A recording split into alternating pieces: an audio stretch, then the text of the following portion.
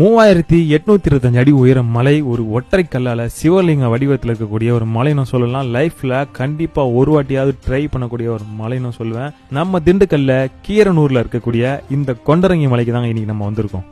நம்ம சென்னையில இருந்து ஒன் டே ட்ரிப் நீங்க பிளான் பண்ணணும்னு நினைச்சீங்கன்னா செம்ம பட்ஜெட்ல நம்ம சென்னை சென்ட்ரல்ல இருந்து ஒட்டஞ்சத்திரத்துக்கு ஒரு ட்ரெயினை புக் பண்ணுங்க. அங்க இருந்து ஒரு 30 மினிட்ஸ்ல நீங்க பஸ்ல வந்து டிராவல் பண்ணீங்கன்னா இந்த இடத்த ரீச் பண்ணிடலாம்.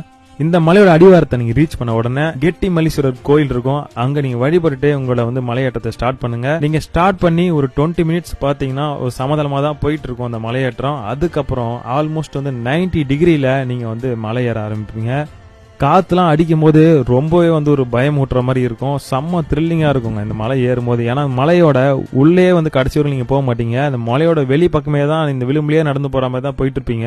ஒரு 1.5 மணி நேரம் இந்த மலையாற்றம் பிறகு இந்த மல்லிகார்ஜுன சுவாமிகள் கோயிலை ரீச் பண்ணுவீங்க. இந்த மல்லிகார்ஜுன சுவாமிகள் பக்கத்திலேயே ஒரு விநாயகர் கோயிலும் இருக்கும். அங்க நீங்க வழிபட்டுட்டு இந்த மலைக்கு மேல மறுபடியும் ஏற ஆரம்பிச்சீங்கன்னா ஒரு 10 மினிட்ஸ் நீங்க வாக் பண்ற மாதிரி இருக்கும். அதுக்கப்புறம் ஒரு இடத்துல கயிறு மாதிரி கட்டி வச்சிருப்பாங்க. ரொம்ப செங்குத்தா மேல ஏற மாதிரி இருக்கும். அது ஏறதுக்கு முன்னாடி ஒரு சுனை இருக்கு. தண்ணி அவ்வளவு அருமையான ஒரு டேஸ்டா இருக்கும் அந்த இடத்துல வந்து.